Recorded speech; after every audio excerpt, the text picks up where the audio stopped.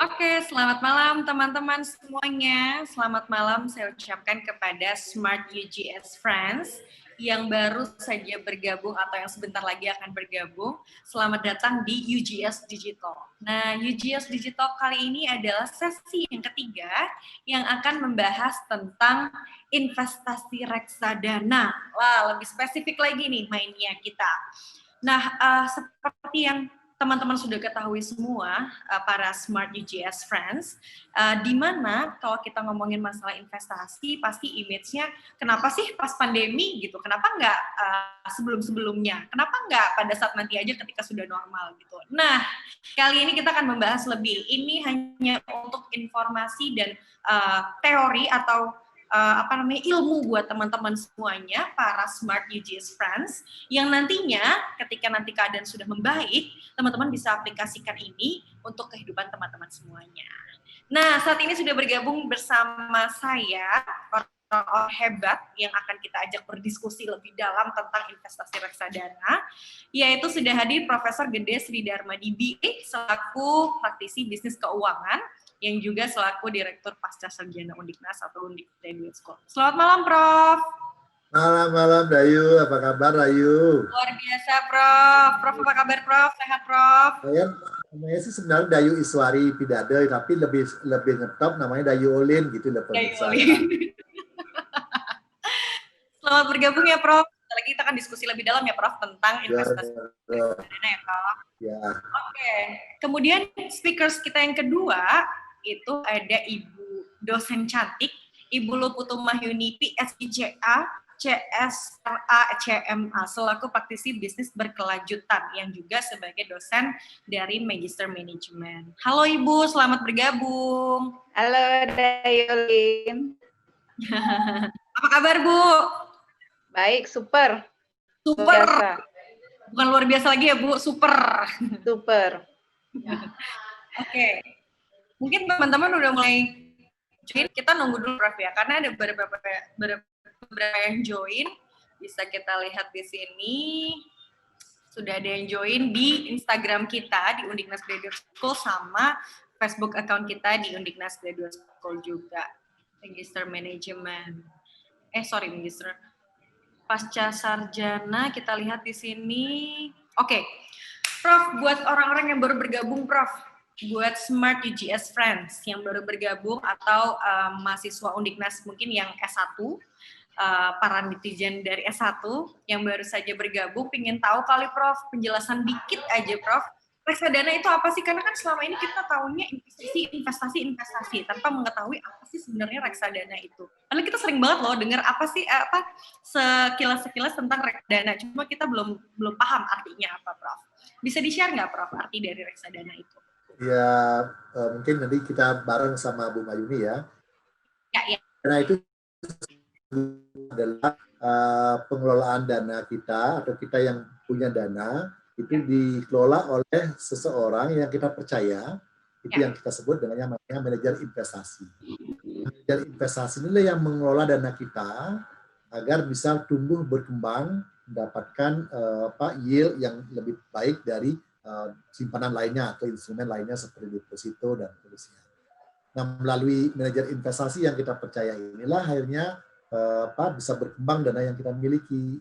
Itu bedanya reksadana dengan obligasi. Kalau obligasi itu dana yang kita kelola, dana yang kita miliki atau yang lebih ya kita belanjakan kepada penerbit dari obligasi sendiri, itu baik swasta maupun pemerintah. Tanpa melalui perantara, langsung aja beli, misalnya obligasi retail Indonesia, misalnya kemarin kan ORI juga pemerintah melalui bonds ya, nah, seperti itu maka kita langsung beli, cuman jumlahnya harus dalam jumlah tertentu yang besar gitu ya.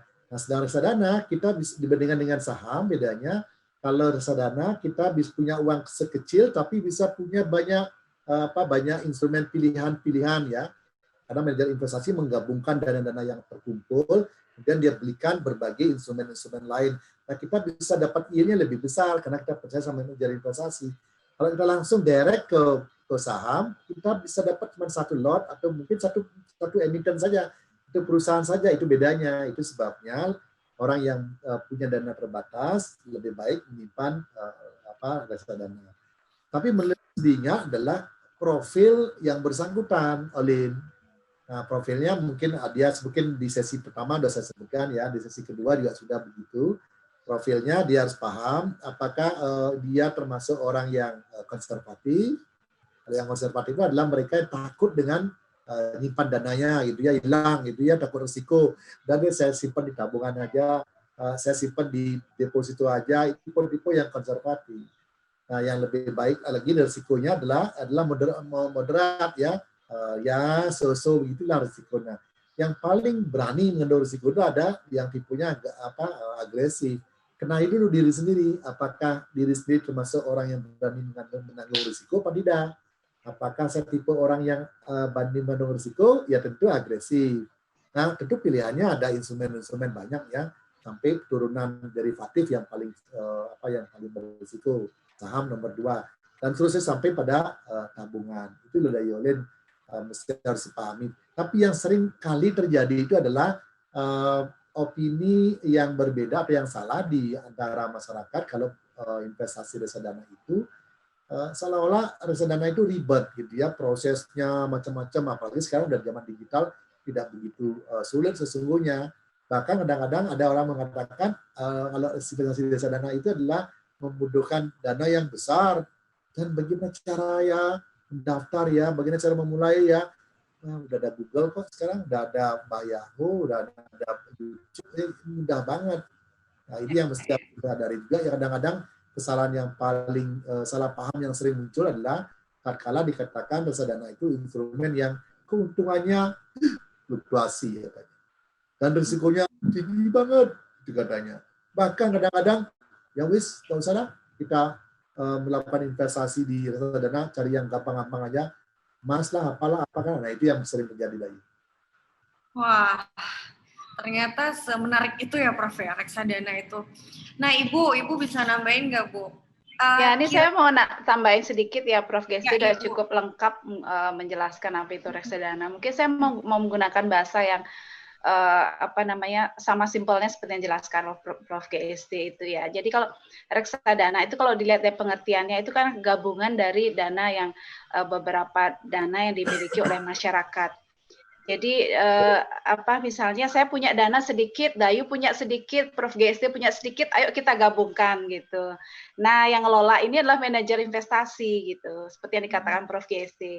Kalau misalnya kita beli saham secara langsung kita beli sendiri, kita dengan uang yang sama, mungkin kita cuma dapat 1, 2, 3 lot, tapi dengan kita gabungkan, kita punya dana, kita gabungkan, terus kemudian dikelola oleh manajer investasi, maka kita bisa memiliki lebih banyak lagi kumpulan portfolio, namanya kumpulan jenis investasi itu ya.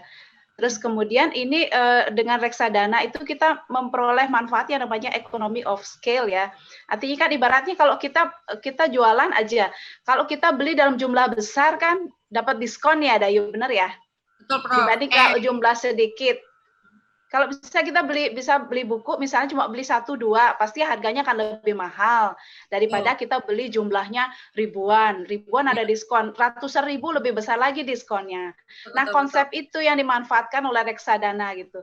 Daripada misalnya kita sendirian, itu mungkin biayanya akan lebih besar, kemudian lebih kecil, risikonya lebih besar. Kenapa enggak sih kita gabungkan aja dana sedikit-sedikit digabungkan menjadi lebih besar, dikelola manajer investasi, kemudian manajer investasi ini dengan jumlah dana yang lebih besar, dia mendapatkan biaya untuk pengelolaan dananya lebih kecil, jadi biayanya lebih efisien, kemungkinan returnnya jadi lebih besar. Itu konsep dasarnya reksadana gabungan dari dana yang kecil-kecil ini.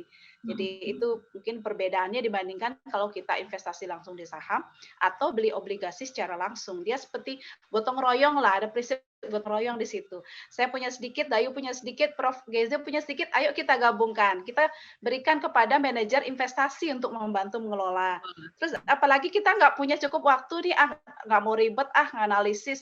Ya udah kasih aja orang paham, kan di situ juga keunggulannya. Kita tinggal kontribusi dana aja gitu loh. Jadi itu yang mau tambahin dikit pengertian reksadana, Dayu. Dan tambahannya juga bisa Dayu, gini Dayu. Ya.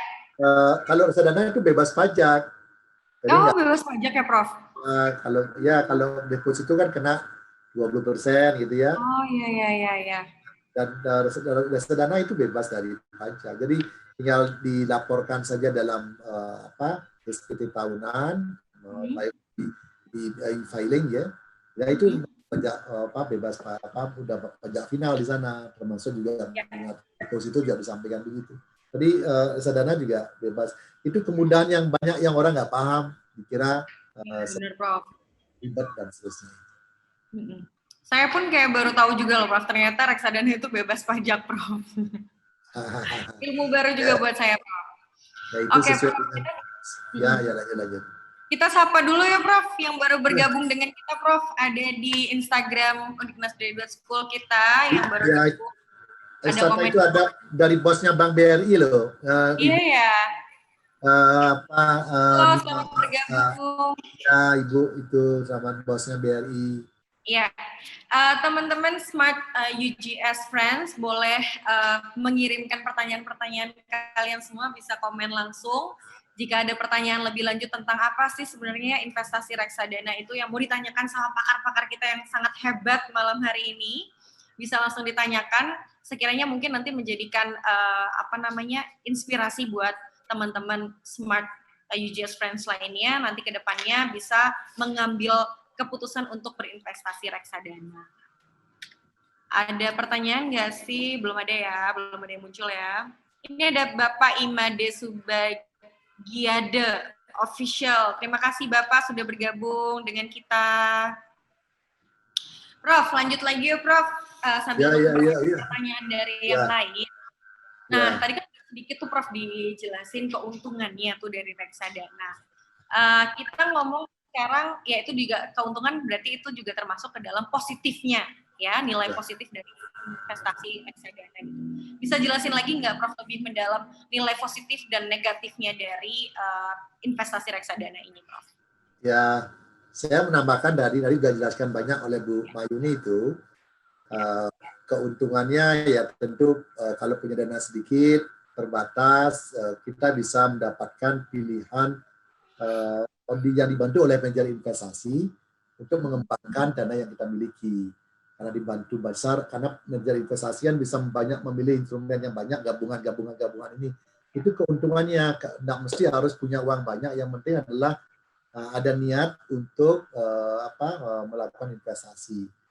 Itu yang keuntungan yang sudah sampai oleh Bu Mayuni, tinggal nambahkan saja. Kayak kalau kerugiannya ya pasti risikonya kalau misalnya manajer investasinya itu agak sedikit kurang lah ya, atau berisiko juga tinggi ya, seperti kemarin ada beberapa manajer investasi yang salah menempatkan dana dari konsumen atau dana dari nasabah ditempatkan pada posisi yang salah, pembelian saham, obligasi, dan mungkin dari instrumennya kurang tepat yang dipilih, ya risikonya juga bisa hilang dana kita.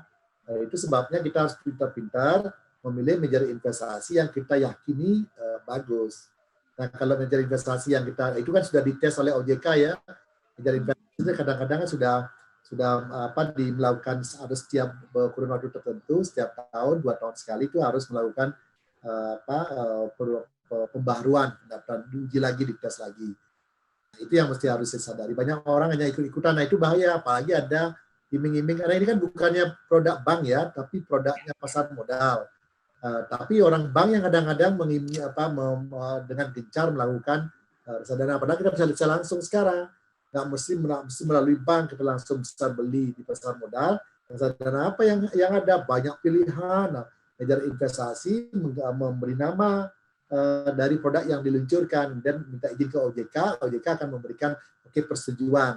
Nah, ini langsung dilempar ke pasar, siapa mau beli. Nah, itu yang kita harus pintar. Oh, ini manajer investasinya ini, nama produknya apa, siapa yang lola, bank custodiannya siapa. Nah, otomatis kita berani beli. Seperti itu. Returnnya tentu juga harus dipikirkan juga. Itu ya, Dayolin.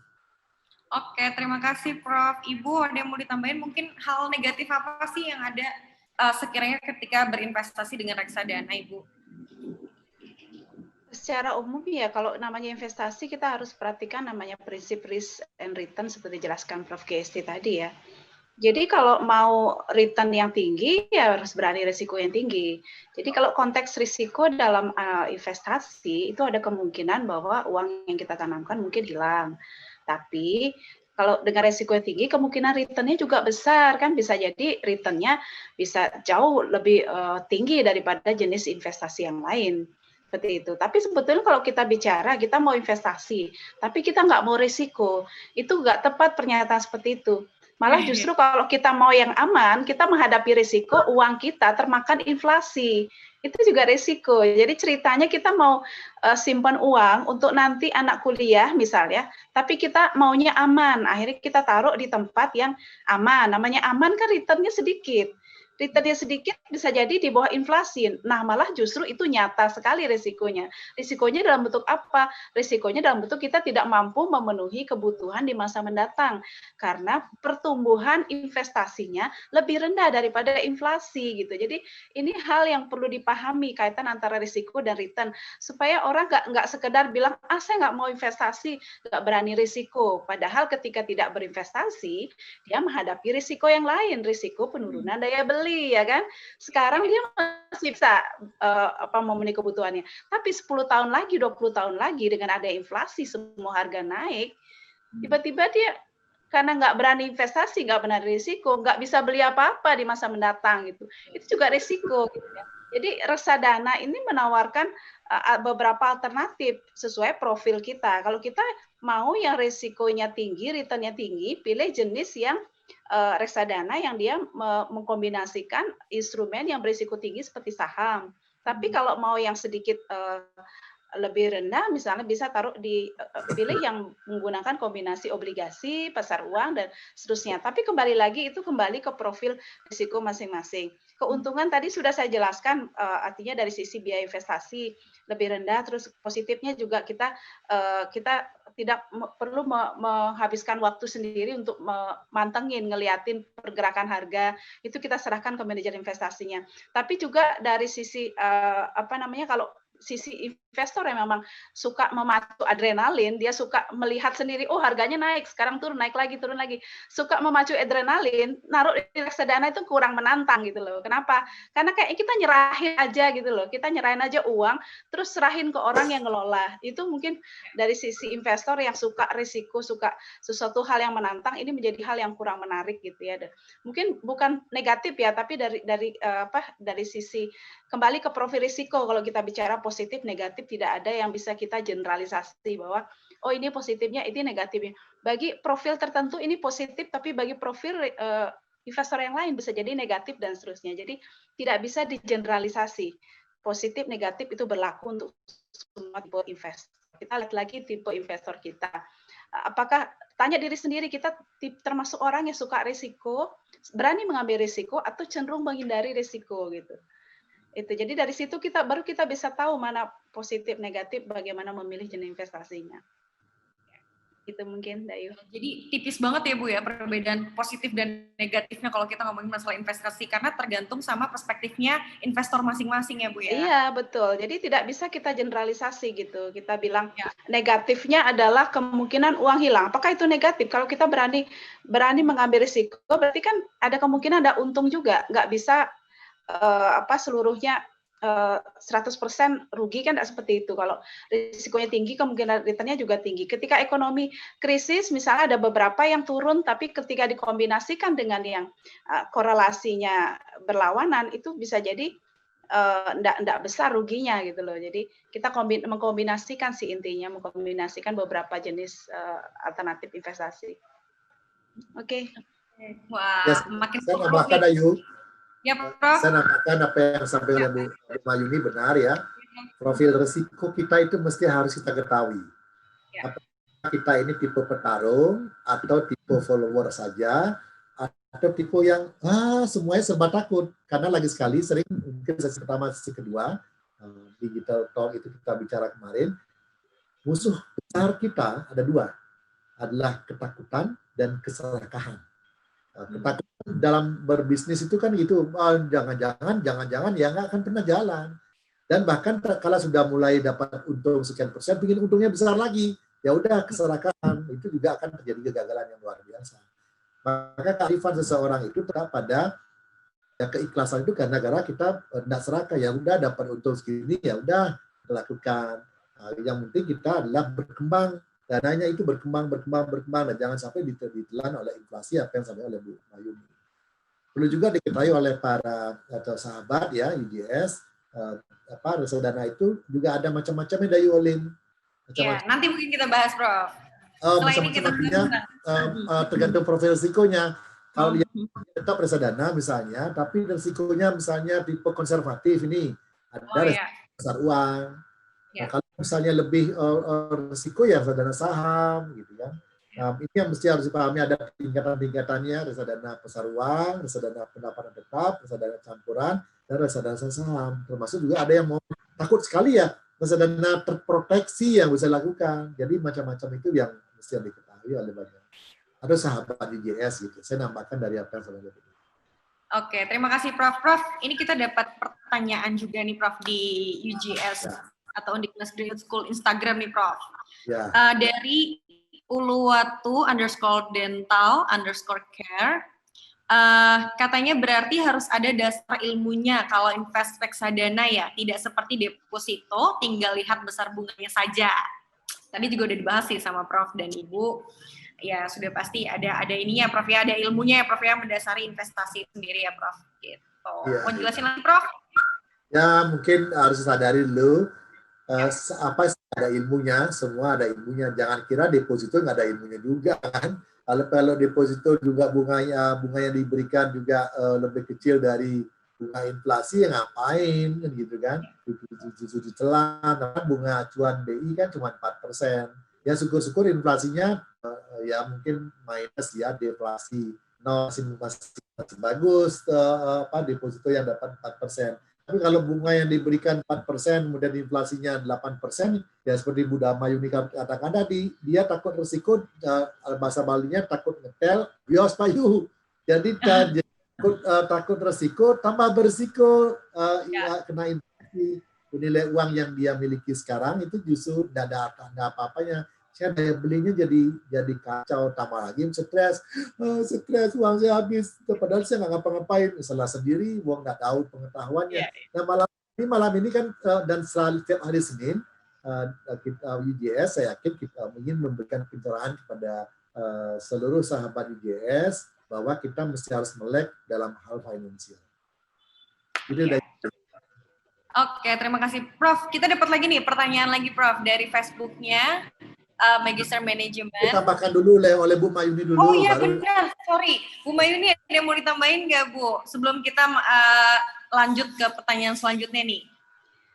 Iya, mungkin untuk dasar ilmu investasi itu basic sekali. Kalau investasi kan tujuannya untuk pemenuhan mendatang. Basicnya adalah bahwa kita mesti pastikan kita menaruh uang di tempat yang memberikan return lebih tinggi daripada inflasi, itu ukuran dasarnya.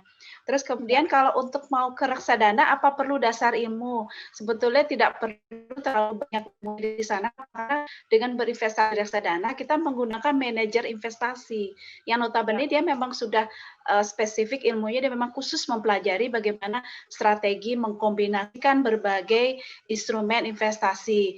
Jadi tidak terlalu dibutuhkan kita punya skill di situ, yang penting adalah basicnya adalah kita biasanya ketika kita mau investasi di reksadana itu si manajer akan tanya, akan ada semacam kuis yang perlu kita isi untuk melihat profil risiko kita. Jadi kita tipe investor yang profil risikonya seperti apa. Nah setelah diketahui profil risiko, biasanya si manajer investasi akan mengarahkan, oh Bapak Ibu cocoknya ambil yang tipe ini, tipe ini, tipe ini. Setelah ditentukan, nanti biarkan manajer investasi dia yang akan menentukan kapan beli, kapan jual, apa saja yang ditambahkan, apa saja yang dijual, apa dibeli, apakah obligasi gabung saham, itu dia yang punya. Jadi tidak perlu kita terlalu banyak memahami hal-hal teknis. Kecuali kalau kita terjun langsung membeli sendiri saham, membeli sendiri obligasi, itu ada memang ilmunya. Dan detailnya memang mau nggak mau ya harus ikut kuliah manajer investasinya di UJS ya. Kita punya mata kuliah memang khusus membahas itu. Ya, jadi detail banget kita bahas tentang bagaimana strategi investasi. Oke, dari itu bagi teman-teman sahabat Undiknas CJS kalau mau dapat pengetahuannya ya mesti harus kuliah di Magister Manajemen Unlignas kan gitu ya. Ya, terima kasih Prof dan Ibu. Nih, saya sekarang mau bacain pertanyaan yang datangnya dari Magister Manajemen Facebook. Dari Bapak Rama Pramudita. Ini kayaknya alumni UGS ya Prof ya? Saya nggak tahu itu. Oh, nggak tahu ya Prof. Mungkin ini adalah salah satu UGS ya. Malam Prof, bertanya di kondisi ekonomi yang menurun seperti saat ini, di mana Indonesia sedang berperang melawan pandemi COVID-19, saat ini investasi yang paling menguntungkan atau yang aman, tuh, yang dikatakan paling aman sebentar Prof, sorry saya kehilangan pertanyaannya. Oke. Sorry. Ya. Saya bisa tangkap maksudnya itu. Iya Prof. Mau ditangkap. Ya, sorry. boleh langsung jawab, boleh langsung aja. Boleh yang jawab itu. Pertanyaannya kurang lebih, sebentar Prof. Ya mungkin langsung. Pertanyaannya kurang lebih gini Prof. Saat ini investasi yang paling menguntungkan atau paling aman menurut Prof apa ya? Apakah reksadana, saham, atau fixed asset, emas, atau deposito? Karena yang kita saat ini ketahui banyak masyarakat yang takut menempatkan dana di mana gitu. Jadi kayak bingung menempatin dana tuh di mana Prof. Nah, terima kasih Prof. Ya, saya mungkin lebih dulu dari Bu Mayuni ya. Kita sadari tadi tipenya profil itu ya, kalau sudah tahu. Ada pertama tentu mau ada dua ya pengalokasian aset yang kita miliki atau investasi itu, mau investasi di sektor real atau investasi di pasar atau sektor keuangan, pasar keuangan gitu ya. Kalau di sektor real tentu bisnis yang lagi sekarang kan bisnis yang urusannya yang farmasi, kesehatan, karena kan pandemi itu ya, atau turunannya lah begitu, termasuk bisnis-bisnis yang urusan pangan gitu, misalnya urusan isi perut, kalau isinya macam-macam pasti bisa laku jalan gitu ya. Jangan pariwisata udah masih mati, apalagi yang sifatnya yang lain, telekomunikasi misalnya ya pasti jalan gitu. Tapi kalau di sektor keuangan ya kita lihat juga profil risiko yang Bapak atau siapanya oleh. Kalau dia mau tipenya yang takut risiko ya paling rendah itu kan paling rendah itu tabungan kan. Kemudian baru dia naik kelas ke reksadana, kelas ke tabungan, obligasi, reksadana, saham gitu kan. Tapi kalau mau lagi yang sifatnya bubble, sekarang orang bilang properti Pak paling ya dulu, sekarang sudah nggak lagi, properti sekarang mati juga gitu. Itu kalau mau cari yang risiko yang paling tinggi ya saham. Kalau berani lagi gitu kan, karena ini kan lagi momentum kita waktunya untuk beli ikut memiliki perusahaan. Kalau beli saham nggak menyerahkan sepenuhnya pada direksi ya atau manajemen dari yang kita beli untuk kembangkan modal yang kita setor ya kan, kita pemilik perusahaan walaupun berapa lot pun kita bagian dari perusahaan, maka automatically akan bisa kita percayakan untuk pada direksi untuk mengembangkan usaha itu. Tapi kalau mau kerjakan sendiri boleh nggak? Boleh Dayu. Misalnya ya tadi bilang mau usaha sendiri, kemudian itu sektor real, ya kita kembangkan. Kalaupun risiko ya gagal juga. Tidak beda juga kalau kita beli saham, kalau sahamnya turun ya juga gagal. Jadi sama-sama berisiko dari mau menerima risiko enggak. Kalau berani ya tipe petarung seperti saya misalnya tipe yang agresif, ya kita harus ikhlas ketika kala kita itu misalnya aduh tiba-tiba uang saya hilang sekian, ya udah kita terima, jangan marah-marah, berani menanggung risiko. Tapi ada juga tipenya yang stres macam-macam, nggak ikhlas, itu berat sekali. Sama dengan kita ini diumpamakan kalau kita turun dari jabatan kita, apakah kita nerima nggak? Kalau nerima pasti dah itu risiko dari perjalanan hidup ya. Kalau udah menjabat, udah tiba-tiba nggak menjabat, ada yang post-post syndrome kan gitu kan, berarti tipe orang yang ya gagal dan mengatasi dirinya sendiri, gitu maksud saya. Mungkin Bu Mayuni bisa memberikan juga komentar. Silakan Ibu. Oke, makasih Dayu. Mungkin sebelum saya menjawab, saya pasti kalau bicara investasi selalu saya akan bicarakan bahwa kaitan risiko dan return. Tadi pertanyaannya gimana caranya biar aman tapi untung gitu. Jadi kurang pas ininya logikanya. Jadi kalau misalnya mau untung besar, maka harus berani risiko besar itu dulu diterima. Jadi untuk investasi itu konsep yang mendasar. Dalam kondisi seperti sekarang, saya baca data terakhir itu investasi di saham memang sekarang minus. Justru reksadana itu positif pertumbuhannya. Saham itu minus karena memang pasar modal kita memang masih banyak didominasi asing, sehingga itu agak volatile, dia sedikit ada persoalan, kemudian keluar ya, dana asing keluar, akibatnya pasar saham jatuh. Tapi kalau misalnya kita punya uang, sebetulnya kalau kita mau sekarang bagus saatnya untuk beli saham karena murah. Saham udah mulai terkoreksi cukup banyak.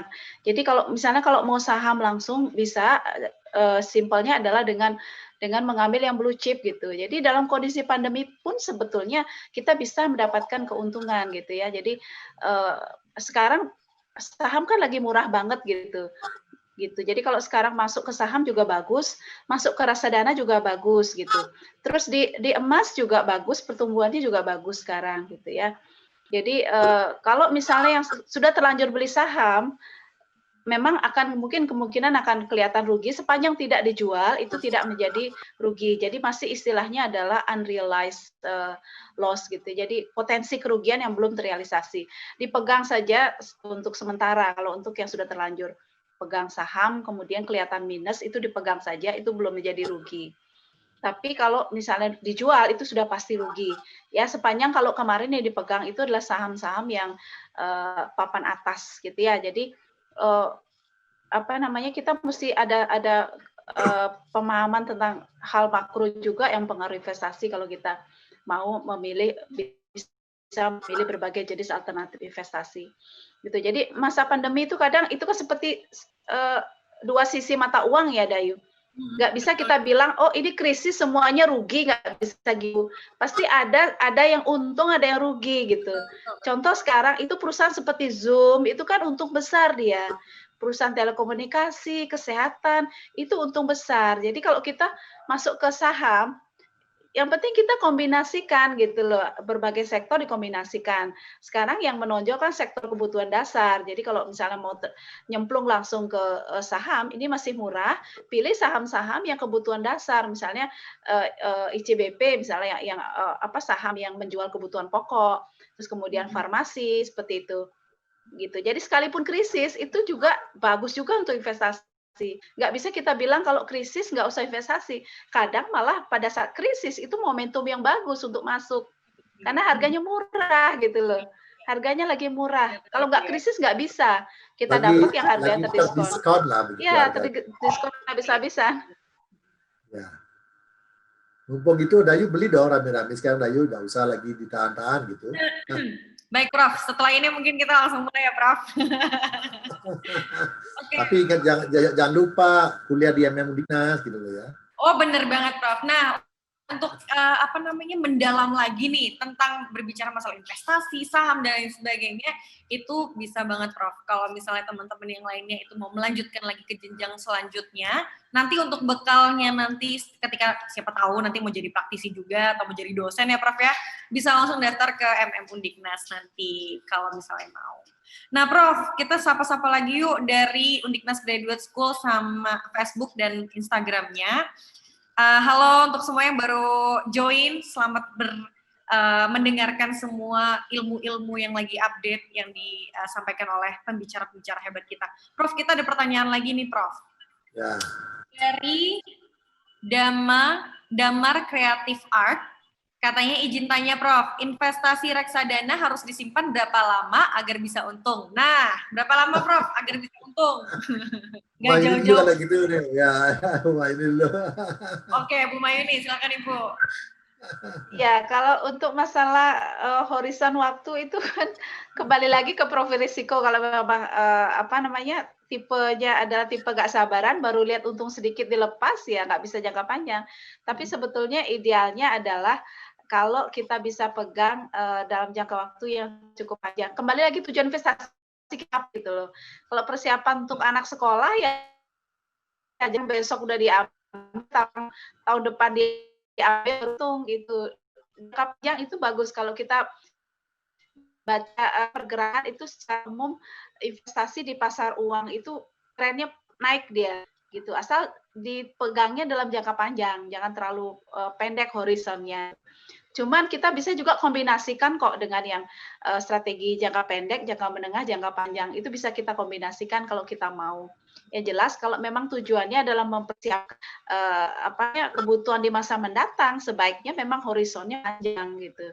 Tapi kalau kita juga mau ada kebutuhan jangka menengah, ya kombinasikan dia.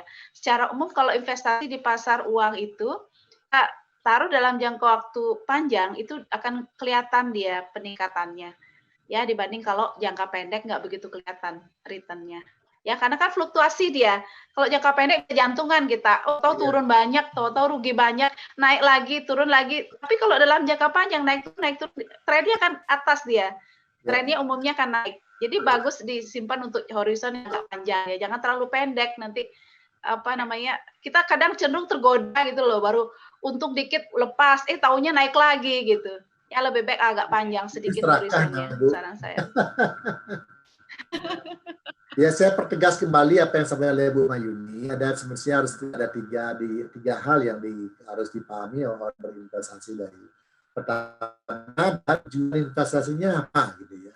Yang kedua, waktunya mau jangka pendek, jangka menengah, jangka panjang. Dan yang ketiga, baru kenali profil diri sendiri. Tipenya apakah konservatif, moderat, atau agresif. Itu ya 3 kata-kata kunci dalam berinvestasi. Jangan tadi udah dijelaskan Mbak Yuni, jangan mau untung aja tapi nggak berani ngurus risikonya. Ya kayak risk, kayak return kan. Jangan berpikir yang aman untung ya. Kalau begitu kan nggak ada yang berani memastikan. Kalau semua orang mau berinvestasi, tapi kan tidak semuanya. Saham mana yang paling bagus ya? Nggak bisa, kalau gitu kan pasti naik turun, namanya saham pasti berfluktuasi. Tidak yang growth-nya terus, nah, kalau gitu kan semua orang kaya Dayu. Kan tidak ada yang kalau yang langsung aja, atau juga agresinya naik terus ya. Enggak lah, kita tadi Bu sampaikan sudah ya. Katakan kita turun, ya ada sabar. Udah kalau naik, besok naik lagi ya, misalnya begitu. Udah justru dan risiko itu kesalahan namanya. Targetnya berapa nih? Yang saya ingin jangka pendek ya cukuplah dapat 7% aja atau 9%. Ya udah jual. Nah, ini yang mesti harus sadari. Tapi kalau enggak, biarin aja saya mau jadi investor 30 tahun yang akan datang untuk bekal hari tua misalnya. Hari tua saya bisa nyaman, udah lakukan.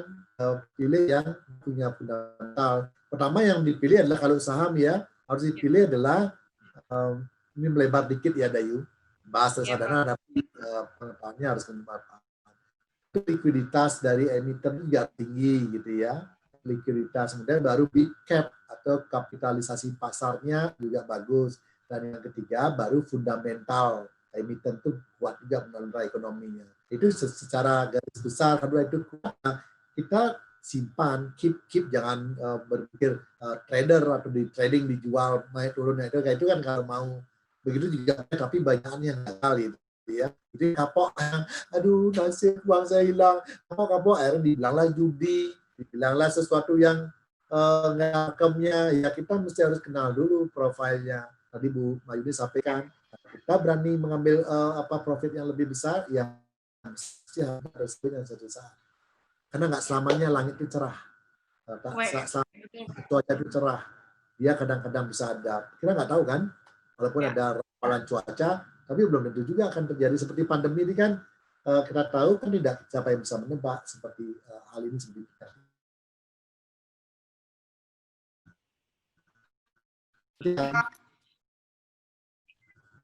Ya. Ya, Prof. Nah, kita lanjut, Prof. Ini masih ada yang bergabung terus coming loh, orang-orang yang visit Magister Undip-UGS. Facebooknya Prof. Banyak sekali yang nonton di situ. Halo, selamat bergabung semuanya. Kita dapat pertanyaan lagi, tapi dari Undiknas Instagram nih, Prof. Balik lagi ke banget yang ada yang kasih Ada yang kasih emot, ada si thumbs up buat Prof. Ada kasih bunga nggak untuk Dayu? Kenapa, Prof? Ada yang ngasih bunga untuk Dayu nggak? Belum ada yang kasih bunga, Prof. Ayo kasih bunga. Ini ada dari @ulatu_dental_care mengucapkan terima kasih Prof, tadi udah dibahas tentang pertanyaan kan. Kemudian ada Raspati menanyakan melihat situasi pandemi saat ini yang mirip atau bahkan parah dengan Krismo tahun 98. Kira-kira untuk investasi baiknya yang baik di sektor apa ya jika ingin berinvestasi saat ini, Prof, katanya. Tadi kan udah dibahas, Prof. Dari bab itu, dari bab sama Yuni ya. Ya. Gitu jadi ya, tadi sudah sempat dibahas juga sama Bu Mayuni. Lanjut lagi, ada pertanyaan dari Damar Creative Art. Izin tanya Bu Mayuni, untuk pandemi ini apakah aman investasi reksadana? Nah, tanyain tuh Bu. Silakan Bu. Ya, seperti saya jelaskan tadi, Dayu, justru ketika krisis kan harga saham terkoreksi banyak. Kita bisa beli murah sekarang. Ya, kalau saya sih optimistis gitu loh, kita punya ekonomi Indonesia itu akan tumbuh. Gitu kan, vaksin udah mulai ditemukan, obat udah mulai ditemukan. Jangan sampai kita ketinggalan kereta gitu loh. Sekarang saatnya masuk malah. Ya, jadi reksadana, kalau reksadana itu menyerahkan nasib kita ke manajer investasi. Tapi kalau kita beli saham secara langsung, kita kontrol di tangan kita sendiri gitu loh. Jadi kita bisa lihat bahwa banyak sekali saham-saham papan atas itu yang memang udah murah banget, jauh di bawah nilai yang seharusnya gitu. Ya, jadi ingatnya kadang orang berpikir begini, oh sekarang krisis udah nggak usah ngapa-ngapain, nggak usah investasi. Padahal justru ketika krisis itu kan untuk sektor keuangan terutama itu saat yang tepat untuk masuk ya.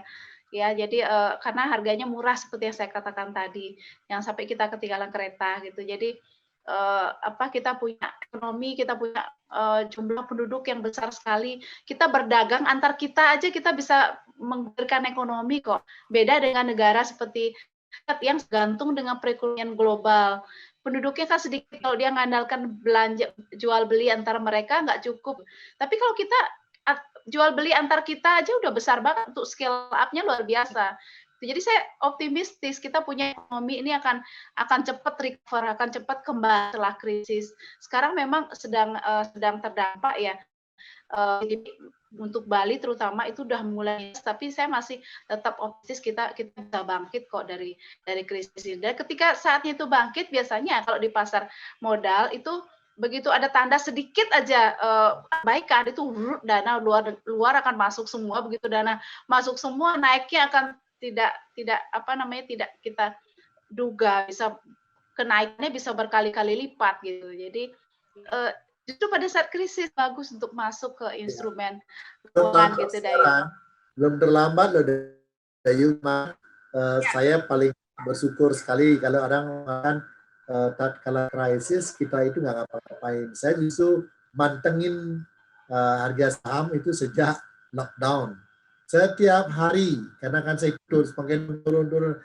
Saya sehari sebelum nyepi itu langsung saya serok gitu kan. Langsung saya amati. Justru sekarang hijau semua. Kalaupun masih di ISG masih 5.000 ya. Dulu waktu masih 1.500 baru hijau. Sekarang udah 5.000 udah hijau. Itu artinya apa? Artinya bahwa kita sudah averaging down-nya bagus kan gitu. Seperti Bu Mayuni bilang, saatnya sekarang belum terlambat juga karena ISG dengan dibandingkan di akhir tahun kan 6.000 something gitu ya. Sekarang masih 5.000 juga masih turun, mestinya masih terdiskon walaupun sedikit dibandingkan bulan Maret gitu ya. Sangat terdiskonnya bahkan banyak orang bilang, jangan melakukan investasi di saham nanti ya kalau emang mau amannya ya nggak ada yang aman gitu ya. Nanti saya jawab nggak ada yang aman. Kalau mau tahu sudah amannya kan semua borong ke sana. Lagi sampai yang paling bagus. Tadi katakan 3 aja, likuiditas bagus, big cap, dan fundamentalnya bagus. Apakah nanti bisa balik? Ya kalau jangka pendek ya namanya saham nggak mungkin lah ya, pasti jangka panjang. Investasinya mesti minimal 10 tahun, masih hijau lah, masih cuan. Kalau kita kadang nggak sabar, kita butuh dana, aja diambil jual aja, itu potensi baru merah, langsung ketakutan, langsung dijual ya rugi, tapi kalau belum dijual baru potensi ya tadi. Baru potensi kan belum terrealisasi kan enggak apa-apa lah, kita masih sabar, asal masih ada dana yang lain. Itu ya mungkin pertanyaan dari saham apa yang bagus. Nah, kalau tanya ya saya tidak bisa masih, tapi kan lihat juga yang pada kuncinya adalah likuiditas yang terus, yang terus dari mana lihatnya, dari transaksinya banyak itu kan banyak beli jual beli kan otomatis liquid banget itu kan, lalu big cap dia punya yang kuat ininya kapitalisasi pasarnya, baru fundamentalnya. Udah itu ya tempat tenang aja pasti. Mereka yang bermain yang saham gorengan itu ya kita yang bisa lebih cerdas untuk itu ya. Mungkin mudah-mudahan bisa disepakati oleh sahabat GS. Ya, terima kasih Prof. Intinya gitu ya Prof.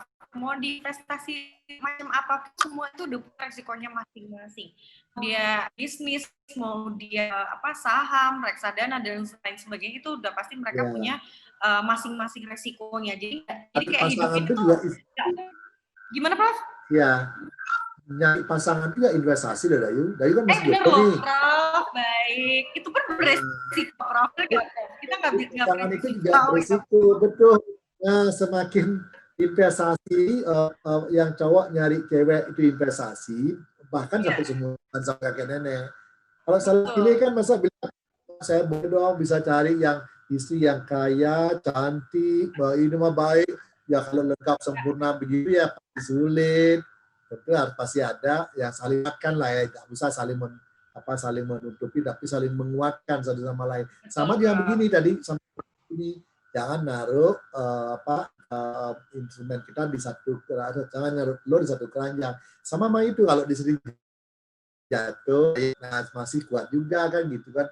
Asal jangan semua instrumennya portofolionya jatuh semua, ya hancur lah kita. Gitu saya maksud. Jadi harus ya. Gitu. Mantap dan Dayu cepatnya Dayu bisa kartu merah begitu ya. Nah, aduh, amin. Tungkar. Ya kok jadi Dayu ini ya kan. Prof, ini udah bergabung di UJS Digital dari Manajemen UJS yang di Facebook. Bapak Di terima kasih super katanya buat Prof.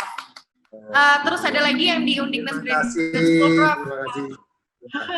Di Instagram kasih jempol banyak tuh buat Prof. Ada Ruspati, ada Budi.u81, ada Dianti Putih, ada Bapak Made Sindu Yoga, Prof. No juga loh, Prof.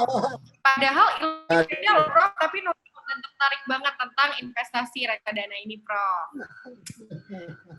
Kita masih waktu, Prof. Kita bahas sedikit ya, Prof. Selanjutnya tuh saya ingin tahu juga, mungkin teman-teman juga ingin tahu, kalau misalnya ngomongin masalah investasi reksadana, berapa sih, Prof, minimal untuk berinvestasi di reksadana yang setahu Prof? Ya 1 juta pun boleh kok. 1 juta pun, karena reksadana itu kan nama sebuah produknya apa, dan siapa yang menjadi investasi yang emasnya dalam bentuk apa namanya, ya udah pasti ada syarat minimal sekian, maksimal sekian, nah itu ada. Ada juga yang produk dana yang minimal 1 juta. Jadi kalau sampai 100 juta itu udah benda ada lagi. Ya kalau kita rutin nabung, karena cuaca tidak cerah, kita masih terselamatkan. Seperti payung lah ya, kita sedia payung sebelum hujan. Karena kalau kita udah siapkan dari awal, kita nggak pernah apa-apa. Sekarang ini banyak orang kehilangan pekerjaan, ya tentu ada kalau kita punya cash reserve atau dana darurat yang kita siapkan, tentu kita sudah mesti harus terkuras tabungannya. Gitu. Tapi kan lebih baik daripada nggak punya sama sekali tabungan kan gitu. Gitu ya. Ya benar, Prof. Saya mau tambah untuk reksadana itu sekarang sudah ada terobosan, dia sudah bisa dibeli dengan 100.000 juga melalui platform ya. platform yang memanfaatkan teknologi finansial, fintech. Itu ada beberapa platformnya. Bisa, jadi memang kebijakannya seperti itu. Sekarang saham pun bisa. Yang 100.000 udah bisa, nggak seperti dulu yang mesti modal besar. Jadi karena memang tujuan dari otoritas pengelola usaha ini agar lebih banyak yang orang Indonesia yang ikut terlibat dalam investasi di instrumen keuangan. Tujuannya apa? Begitu banyak orang Indonesia yang bergabung dalam investasi baik di pasar modal melalui saham, obligasi secara langsung atau melalui reksadana, maka akan lebih stabil dia pergerakannya. Selama ini kan setahun itu pasar keuangan kita didominasi oleh investor asing. Jadi itu nggak stabil kita punya pasar modal, pasar keuangan. Begitu ada di luar, dana ini keluar, bursa langsung jatuh. Tapi begitu orang kita banyak masuk, ini akan lebih stabil. Seperti saya katakan tadi, kan kita cenderung lebih, kita kan bangsa petarung ya. Kita sudah melalui sekian krisis dan kita bisa membuktikan bahwa kita bisa survive gitu loh. Cukup dengan saling jual beli antar kita bisa survive gitu. Nah itu juga di pasar modal, termasuk juga dana reksa, memang ada kebijakan untuk memungkinkan investasi dalam jumlah kecil supaya makin orang yang bergabung sehingga pasar keuangan kita akan menjadi lebih stabil, lebih tahan terhadap guncangan itu. Jadi 100.000 bisa seperti saham dan bisa reksadana juga bisa dengan modal hanya 100.000, tapi itu melalui platform dan menggunakan teknologi finansial Techfin. Ya, itu mungkin yang bisa saya tambahkan. Betul apa sampai rumah itu, bahkan Ayu bisa diundang lah teman-teman yang ingin terlibat dalam investasi itu adalah ada yayasan yang namanya yayasan literasi keuangan lagi. Nah itu kumpul kita diskusi-diskusi sama apa bagus ya, sampai ngopi-ngopi gitu kan. Itu yang mesti harus digabung. Tapi karena sekarang udah pandemi ya kita nggak bisa lagi kumpul-kumpul, tapi dengan cara adalah misalnya dengan virtual conference ya atau e-com seperti sekarang. Nah kita harus bergaul sama-sama siapa, kalau selalu bergaul dengan praktisi keuangan, investasi, pasti dia akan muncul rasa tarungnya kuat. Tapi kalau mereka rasa takutnya orang itu ya karena takut, pelan-pelan dia akan bisa lebih. Jadi kenali diri dan karena bergaul lah kita bisa berani melakukan. Harus lakukan investasi, kalau enggak itu masa tuanya akan menderita begitu. Itu pertanyaan lagi. Ada lagi Prof, ini ada pertanyaan lagi nih dari Facebook kita, Magister Managers. Mungkin ini lebih global ya Prof, nanya tentang investasi. Dari Surya Respati Ide Bagus, bertanya, saat ini memang saat yang tepat untuk berinvestasi. Namun ada juga emiten yang terancam keluar dari bursa atau listing. Kira-kira bagaimana cara kita mengetahui tanda-tanda perusahaan di pasar mulai merugi? Dari siapanyakah investor supaya pandai-pandai mengetahuinya? Nah, gimana? Ya, itu tadi lagi sekali. Banyak juga perusahaan yang setelah dikasih SP1 surat cinta satu oleh OJK, Bursa Efek Indonesia, kita dengan melihat ya return on asset dan seterusnya dengan rasio-rasio keuangan sudah sangat bagus. Ya kita harus lihat laporan keuangannya secara berkala. Itu sebabnya kita harus selalu mengikuti berita-berita. Hanya jangan cari hoax, cari berita-berita yang membuat kita nggak bermanfaat waktunya. Nah, kita cari pengetahuan, dan kita baca kan ada IDX ya di punyanya Bursa Efek Indonesia. Itu udah dijelaskan semuanya. Berapa semua ada 600 emiten sekarang. Tidak semuanya bagus sih. Ada yang emiten itu mendekati lampu merah. Ya di sana juga dikasih asteris oleh bursa bahwa emiten ini begini, emitennya begini, emitennya. Nah kita harus pintar-pintar, jangan lagi ikut-ikutan. Jadi harus sering-sering buka website-nya Bursa Efek Indonesia. Yang dari sana tahulah apa yang mesti kita lakukan. Dana juga salah satu dari modal, tapi tidak banyak orang tahu. Orang mengira hanya saham saja produknya pasar modal. Padahal reksadana juga salah satu produk yang diterbitkan oleh pasar. Itu tadi. Wah. Buku Mayuni mungkin nama. Silakan Bu. Iya, sebetulnya ada beberapa faktor yang menyebabkan orang emiten itu terpaksa dikeluarkan dari bursa. Beberapa tadi sudah dijelaskan oleh Pia, karena kinerjanya negatif misalnya. Terus kemudian bisa juga karena itu melanggar ketentuan yang dilanggar.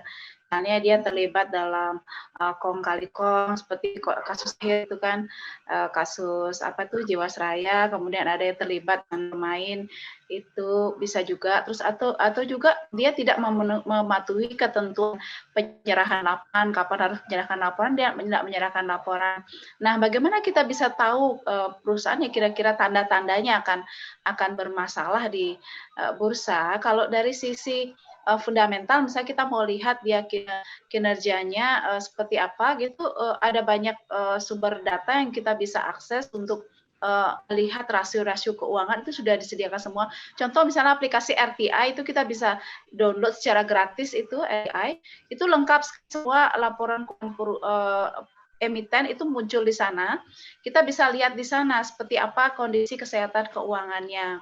Jadi kalau untuk yang pemula sih saya memang kita memilih yang memang saham yang termasuk ke dalam saham-saham papan atas yang fundamentalnya memang bagus. Tapi kalau seandainya memang tergoda ikut-ikut yang lain jual beli melihat tren kenaikan yang sangat pesat itu juga harus diwaspadai. Bisa jadi emiten itu dikeluarkan dari bursa karena transaksi yang mencolok, misalnya ada permainan dalam petik ya, permainan antar broker sengaja seolah untuk mengatur harga. Itu kalau dilihat dari grafik itu kelihatan kenaikannya sangat pesat sekali, bisa sampai 50%, 60% misalnya. Itu pergerakan yang sangat misterius, itu perlu diwaspadai. Jadi, seperti yang Prof katakan tadi, kalau investasi nggak bisa serakah gitu. Begitu kita pakai prinsip keserakahan, kena kita. Akhirnya kita masuk ke membeli saham dari emiten yang sebetulnya dia bermain gitu. Intinya emiten tuh kalau dia baik-baik aja, dia tidak akan dikeluarkan dari bursa. Ya, jadi kalau dia sepanjang fundamental secara nyata operasionalnya bagus, kemudian mematuhi peraturan, tidak ada kong kali kong, tidak ada praktek fraud misalnya dan seterusnya, itu untuk bisa proses dikeluarkan dari bursa itu prosesnya panjang sekali.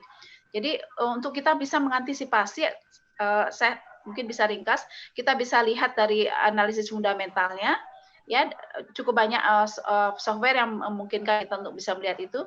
Kita rasio kesehatan keuangannya. Terus kedua kita lihat apakah ada transaksi mencurigakan, misalnya kok tiba-tiba dalam sehari ada kenaikan yang sangat tajam dalam sehari, itu bisa jadi ada permainan di situ.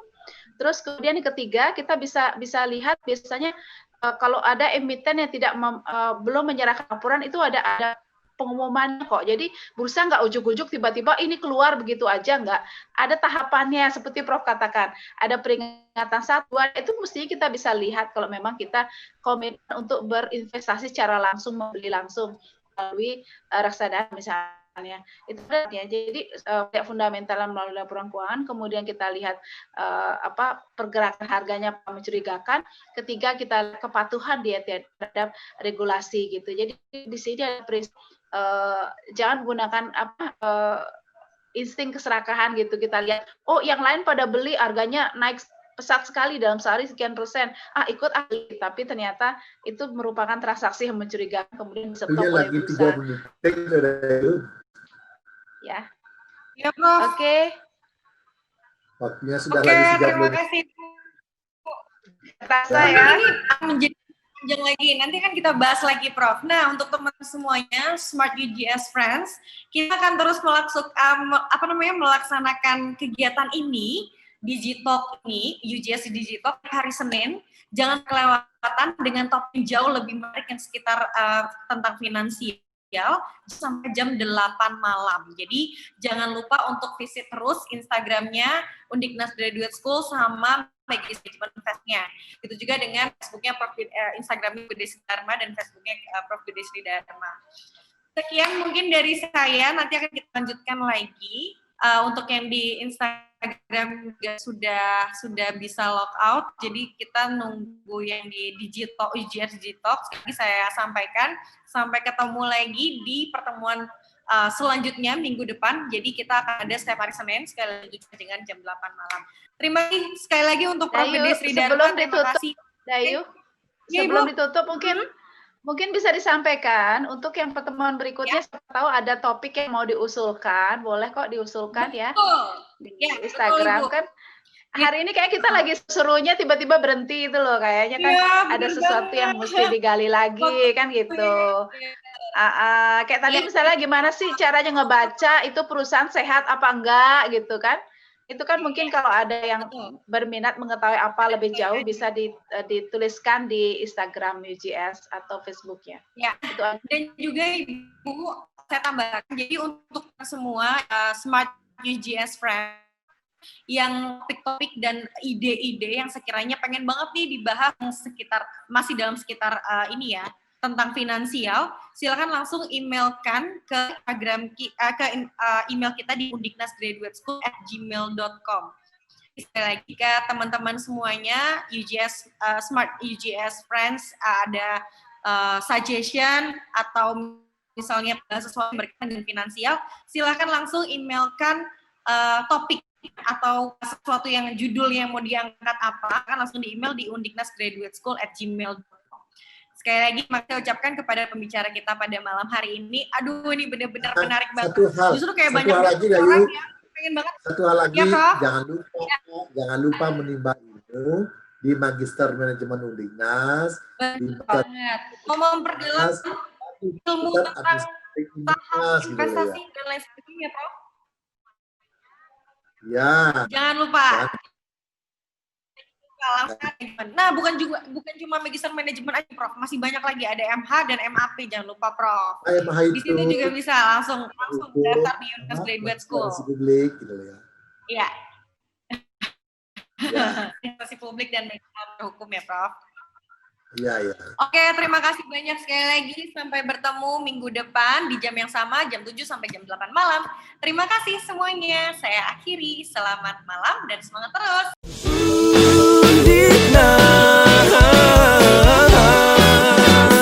Global, smart, and digital.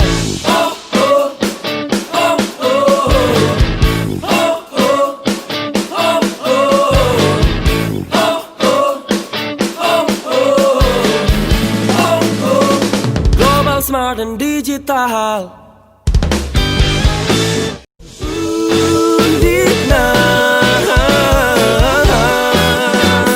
Global, smart, and digital.